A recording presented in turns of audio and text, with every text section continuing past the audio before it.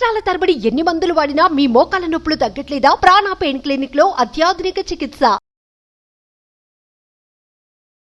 Hello MN Kashyap గారు. Hello Nagaraj గారు.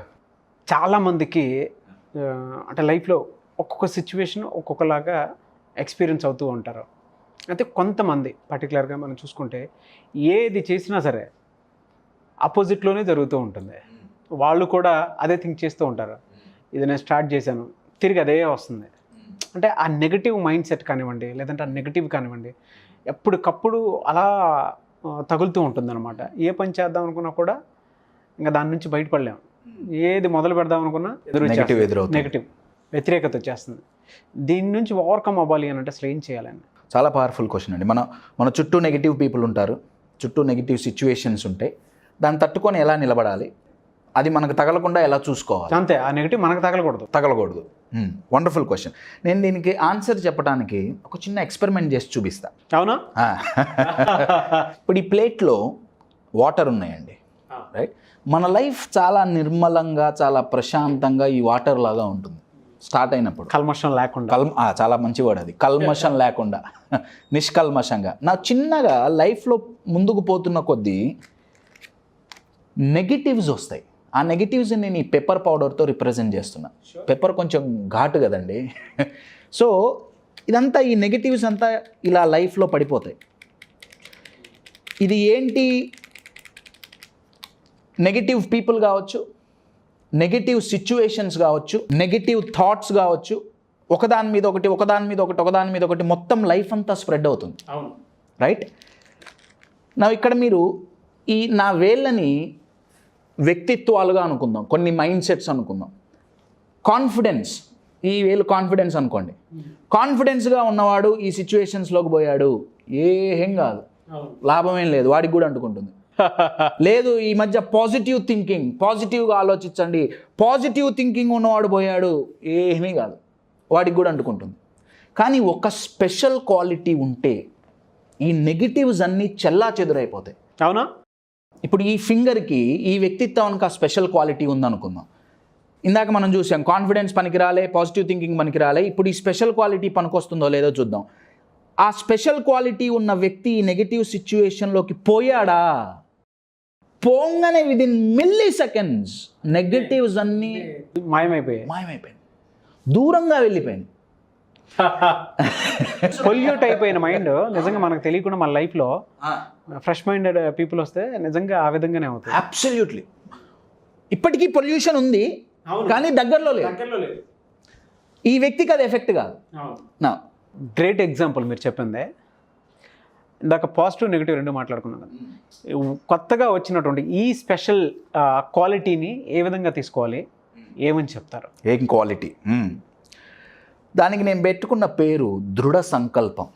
Will power. దృఢ సంకల్పం. అయితే దీని గురించి ఎక్స్ప్లెయిన్ చేయడానికి నా లైఫ్లో నేను చాలామందిని కలిశానండి, చాలా పెద్ద వాళ్ళని కలిసా, చాలా గొప్ప లీడర్స్ యొక్క లైఫ్ నేను చదివా. ఎప్పుడు నేను దృఢ సంకల్పం గురించి మాట్లాడినా, నేను ఇప్పుడు చెప్పబోయే వ్యక్తి లాంటి వ్యక్తి నేను ఎక్కడా చూడలే. ఆయనకున్న దృఢ సంకల్పం చాలా దృఢంగా ఉన్న సంకల్పం ఆ వ్యక్తిది. ఆ వ్యక్తి, ఆయన లైఫ్, ఇప్పుడు నేను చెప్పే ఇన్సిడెంట్ కనుక వింటే దృఢ సంకల్పం యొక్క పవర్ ఏంటో తెలుస్తుంది. ఓకేనండి? ఈ వ్యక్తికి, ఇతను అమెరికన్, ఇతనికి ఒక 30 ఏళ్ళ వయసు ఉన్నప్పుడు అమెరికాలో ఒక హైవే మీద బండి మీద వెళ్తున్నాడు. అతని ముందు ఒక పెద్ద ట్రక్ వెళ్తోంది. ముందు ట్రక్ ఉంది, వెనక ఈయన ఉన్నారు. ఏమైందో తెలీదు, ఉన్నట్టుండి ట్రక్ స్కిడ్ అయి పడిపోయింది. ఓకే. నా వెనక ఈయన చాలా వేగంగా వెళ్తున్నాడు కదా, ఈయన బ్రేక్ కొట్టాడు, కానీ సరిపోలే, డిస్టెన్స్ సరిపోలే. బండితో పాటుగా ఆ వ్యక్తి కూడా ఈ ట్రక్ కిందకి వెళ్ళిపోయాడు. నా ఇక్కడ జరిగిన ప్రాబ్లం ఏంటంటే, ఈ ట్రక్ పడిపోవటం వల్ల ఫ్యూయల్ ట్యాంక్ లీక్ అయ్యి అగ్ని ప్రమాదం జరిగింది. ఆ అగ్ని ప్రమాదంలో దగ్గర 80% పైగా ఈ వ్యక్తి బాడీ అంతా కాలిపోయింది. 80% బర్న్. 80% అండి. అబ్బాయిని హాస్పిటల్లో అడ్మిట్ చేశారు. 4th degree బర్న్ అంటారు దీన్ని. 4th degree బర్న్ అంటే అది అసలు హైలీ ఎక్స్ట్రీమ్. నార్మల్గా సెగ తగిలితేనే కష్టం కదండి. 80% బాడీ కాలిపోయింది. కొన్ని నెలలు ఆయన హాస్పిటల్ బెడ్ మీద ఉన్నాడు. ఒళ్ళంతా కాలిపోయింది, మచ్చలు. ఏ రేంజ్లో కాలిందంటే డాక్టర్లు ఆయన ఫింగర్స్ అన్ని కట్ చేశారండి. ఆయనకి 90% ఫింగర్స్ తీసేశారు, ఎందుకంటే మొత్తం కాలిపోయి ఇలా ముద్దలుగా వేలాడుతున్నాయి. వేళ్ళు కట్ చేశారు, మొహం అంతా పాడైంది, చూడటానికి కూడా చాలా అసహ్యంగా తయారైంది మొహం, ఒళ్ళంతా మచ్చలు. కొన్ని నెలలు ఈ వ్యక్తి హాస్పిటల్ బెడ్ మీద అంతే ఉన్నాడు. కొన్ని నెలల ట్రీట్మెంట్ తర్వాత కోలుకొని ఇందాక నేను చెప్పినట్టు దృఢ సంకల్పం, నేను ఇక్కడ ఆగను, నేను సాధించాల్సిందే అని చెప్పి ఒక బిజినెస్ మొదలుపెట్టాడు. స్లోగా బిజినెస్ గ్రో అయింది. గ్రో అవుతుంటే డబ్బులు వచ్చినాయి, వేలు వచ్చినాయి, లక్షలు వచ్చినాయి, కోట్లు అయినాయి, బిజినెస్ బాగా డెవలప్ అయింది. ఒక 6-7 సంవత్సరాలు గడిచింది. అన్నీ మళ్ళీ సెట్ అవుతున్నాయి అనుకుంటుంటేనే ఇందాక మీరు అన్నట్టు మళ్ళీ వ్యతిరేకతలు, మళ్ళీ నెగిటివ్ ఆయన దగ్గరకు వచ్చింది. ఈసారి ఏమైందంటే ఈయన ఈ బిజినెస్తో పాటు పైలట్ ట్రైనింగ్ అయి ఉన్నాడండి. యుఎస్లో ఆథరైజ్డ్ పైలట్లలో ఈయన ఒకడు ఈ వ్యక్తి. సో బిజినెస్ బాగా క్లిక్ అయింది.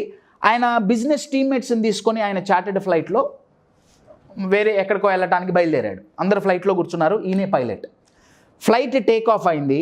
టేక్ ఆఫ్ అయిన కొద్ది క్షణాలలోనే టెక్నికల్ ఇష్యూస్ వల్ల క్రాష్ అయింది. అబ్బా, మళ్ళీ దెబ్బ. అయితే క్రాష్ అయినప్పుడు ఆ ఫ్లైట్లో ఉన్న ఆ 10-15 మంది ఎవరైతే ఉన్నారో వాళ్ళు సీట్లలో నుంచి బయటికి దూకి పారిపోయారు. ఇతను కూడా తన సీట్లో నుంచి లేద్దామని ప్రయత్నించాడు, పారిపోదామని, దూకుదామని, కానీ లేవలేకపోయాడు. మళ్ళీ లేద్దాం అనుకున్నాడు, ఆ చైర్ని ఇట్లా పట్టుకొని లేద్దాం అనుకున్నాడు, కానీ లేవలేకపోయాడు. ఓకే, సీట్ బెల్ట్ ఉందేమో అని తీశాడు, అయినా లేవలేకపోయాడు. కొన్ని నిమిషాల్లో ఆయనకు అర్థమైంది ఏంటంటే స్పైనల్ కార్డ్ దగ్గర ఇంజురీ అవ్వటం వల్ల ఈ లోవర్ బాడీ అంతా పెరాలసిస్ వచ్చేసింది విదిన్ మిల్లీ సెకండ్స్. ఆల్రెడీ ఒంట్లో 80% కాలిపోయింది. సర్లే, ఓకే, బయటకు వచ్చాం, బిజినెస్ చేస్తున్నాం, ఇప్పుడు మంచిగా ఉంది అనుకుంటే ఇప్పుడు మళ్ళీ ఫ్లైట్ యాక్సిడెంట్. దారుణం కదన్నే, చాలా దారుణం. పెరాలిసిస్, మళ్ళీ హాస్పిటల్, మళ్ళీ కొన్ని నెలలు హాస్పిటల్లో ట్రీట్మెంట్. పోయినసారి కోలుకొని బయటకు వచ్చాడు, కానీ ఈసారి మాత్రం వీల్ చైర్ తప్ప ఇంకొక ఆప్షన్ లేదు అన్నారు డాక్టర్.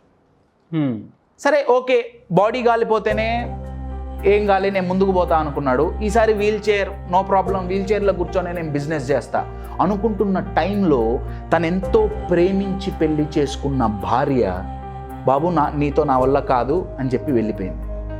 అయ్యో. హాస్పిటల్ బెడ్ మీద ఉన్న ఈ వ్యక్తిని ఎంతో ప్రేమించిన భార్య వదిలిపెట్టి డివోర్స్ ఇచ్చి వెళ్ళిపోయింది. మళ్ళీ ఇంకో దెబ్బ. మైనస్లోకి వెళ్ళిపోయిన సిచ్యువేషన్ కదా సార్, చాలా మైనస్, అసలు చాలా రన్ రేట్ మొత్తం తగ్గిపోయింది. మొత్తం నెగిటివ్ అలా కమ్మేసింది. చాలా పవర్ఫుల్ వర్డ్ అండి, కమ్మేసింది. ఇందాక నీళ్ళలో కనుక పెప్పర్ పౌడర్ ఎలా కమ్మేసిందో అలా కమ్మేసింది. కానీ నెగిటివ్ కమ్మితే ఆ నెగిటివ్స్ని ఈయన కుమ్మాడు. ఆయన అక్కడితో ఆగలేదండి. ఆయన ఏ రేంజ్కి వెళ్ళాడంటే అమెరికాలో ఒక ప్రావిన్స్కి గవర్నర్గా సెలెక్ట్ అయ్యాడు. గ్రేట్, చాలా గ్రేట్ అండి. ఆయన పోటీ చేస్తుంటే ఆయన అడిగారు, నువ్వేం చేయగలవు వీల్ చైర్లో కూర్చొని? ఆయన అన్నాడు, నన్ను గవర్నర్గా గెలిపిస్తే ఈ దేశం ఎప్పటికీ నాలాగా అభివృద్ధి కాదు. ఈ మాటతో ఆయన గవర్నర్ అయ్యాడు. అయితే ఆయన గవర్నర్ అయినప్పుడు బిల్ క్లింటన్ గారు ప్రెసిడెంట్గా ఉన్నారు. ఓకే. ఈయన్ని కలవటానికి వచ్చారు. ఇప్పుడు నేను చెప్పిన వ్యక్తి పేరు డబ్ల్యూ మిచెల్. ఈ మిచెల్ని కలవటానికి బిల్ క్లింటన్ గారు వచ్చారు. బిల్ క్లింటన్ గారు ఈయన్ని అడిగారు, మిచెల్ అసలు ఒళ్ళంతా కాలిపోయింది, అంతే కదండి, శరీరం 80% కాలిపోయింది, కానీ ఆయన సంకల్పం మాత్రం కాలలేదు. కాళ్ళు పెరాలిసిస్ వచ్చింది కాళ్ళకి, కానీ ఆయన సంకల్పం మాత్రం చచ్చుబడిపోలేదు. ప్రేమించి పెళ్లి చేసుకున్న భార్య వెళ్ళిపోయింది, హార్ట్ బ్రేక్ అయింది, కానీ సంకల్పం మాత్రం బ్రేక్ కాలేదు. క్లింటన్ గారు ఆయన గారిని అడిగారు, నువ్వు ఎలా తట్టుకొని నించున్నావు ఇవన్నీ? ఆయన అన్నారు, నాలో 80% బాడీ కాలిపోయిందిగా, అవును, ఇంకో 20% ఉందిగా, ఉపయోగిద్దాం. నాకు ఇవన్నీ కాకముందు నేను మంచిగా ఉన్నప్పుడు ఫర్ అన్ ఎగ్జాంపుల్ ఒక 1000 పనులు నేను చేయగలను అనుకున్నాను. దాంట్లో ఇప్పుడు 999 పనులు నేను చేయలేను, నో ప్రాబ్లం, కానీ చెయ్యగల ఒక్క పని ఉంది కదా, నేను చేస్తా. Look at his mind set. సంకల్పం. దృఢ సంకల్పం. దృఢమైన సంకల్పం, నార్మల్ సంకల్పం కాదండి. ఎగ్జాంపుల్ చెప్పాలంటే ఇప్పుడు మీరు ఒక గోడ కడతారు. గోడ కట్టాలంటే ఇటుకలు పెడతారు, ఇసుక కలుపుతారు, సిమెంట్ వేసి ఆ సిమెంట్ అంతా వేస్తారు. ఆ గోడని ఇట్లా ముట్టుకుంటే కింద పడిపోతుందండి కట్టంగానే, అవునా? కానీ దానికి రోజు నీళ్లు కొట్టి కొట్టి కొట్టి కొన్ని రోజులైన తర్వాత చాలా దృఢంగా తయారవుతుంది. దాన్ని చేత్తో గుద్దితే అది విరగదు, చెయ్యి ఇరుగుతుంది. సేమ్ సంకల్పం కూడా, నేను ఇవాళ ఇది నేను సాధిస్తా అంటే సరిపోతుందండి, సంకల్పమే. కానీ దృఢమైన సంకల్పం అంటే ఆ సంకల్పంలో మునిగిపోవాలి. అవును, you are getting my point. ఎప్పుడైతే each and every cell in our body vibrates with our goal, my dear friends, that's becomes what we are talking, దృఢమైన సంకల్పం. ఇంగ్లీష్లో అయితే విల్ పవర్ దీన్ని అనేది, కానీ నేను దీనికి పెట్టుకున్న పేరు విల్ పవర్ కాదండి, దిల్ పవర్. ఇప్పటికీ డబ్ల్యూ మిచెల్ ఇప్పటికీ వీల్ చైర్లోనే కూర్చొని ఒకటి కాదు, రెండు కాదు, కొన్ని లక్షల కోట్ల మందిని ఆయన మాటలు మోటివేట్ చేస్తున్నాయి. ప్రపంచంలోనే పేరు ప్రఖ్యాతిగాంచిన మోటివేషనల్ స్పీకర్స్ లిస్ట్లో ఆయన టాప్ 10లో ఎప్పుడూ ఉంటారు. W Mitchell from United states of America. ఆయన ఒక సెంటెన్స్ చెప్పారండి. ఆయన చెప్పిన సెంటెన్స్ ఏంటంటే, నాకేం జరిగింది, మనకేమన్నా జరిగితే, నెగిటివ్ జరిగితే ఏం జరిగింది అన్న దాని మీద ఫోకస్ చేస్తున్నామా, ఏం జరగాలి అన్న దాని మీద ఫోకస్ చేస్తున్నామా? ఏం జరిగింది అనే దాని మీద యూజువల్గా ఫోకస్ చేస్తాం. ఆయన గారు అదే అన్నారు, నా ఒళ్ళంతా కాలిపోయింది, అయ్యో ఫోకస్ చేస్తూ ఏడవచ్చు, అయ్యో నాకు పెరాలిసిస్ వచ్చింది, దాని మీదే ఫోకస్ చేస్తూ ఎక్కువ గెయిన్ అవుతుంది, సింపతి వస్తుంది కానీ మనం ఏం సాధించలేం. ఏం జరగాలి అనేది మాత్రం ఆలోచించాలి. ఆయన ఏమన్నారంటే, ఇన్ని పోయినాయి, నేను దాని మీద ఫోకస్ చేయలే, నా పిల్లని నన్ను వదిలేసి వెళ్ళిపోయింది, నేను దాని మీద ఫోకస్ చేయలే, ఏం జరిగింది అన్న దాని మీద ఫోకస్ చేయొద్దు, ఏం జరగాలి అన్న దాని మీద ఫోకస్ చేయాలి. ఎప్పుడైతే మనం ఏం జరగాలి అన్న దాని మీద ఫోకస్ చేస్తామో మన లైఫ్ ముందుకు జరుగుతుంది. You are getting my point. ఇదంతా జరగాలి అంటే మై డియర్ ఫ్రెండ్స్, ఉత్త సంకల్పం కాదు, దృఢమైన సంకల్పం. గ్రేట్ మెసేజ్ అండి. Thank you so much. Thank you.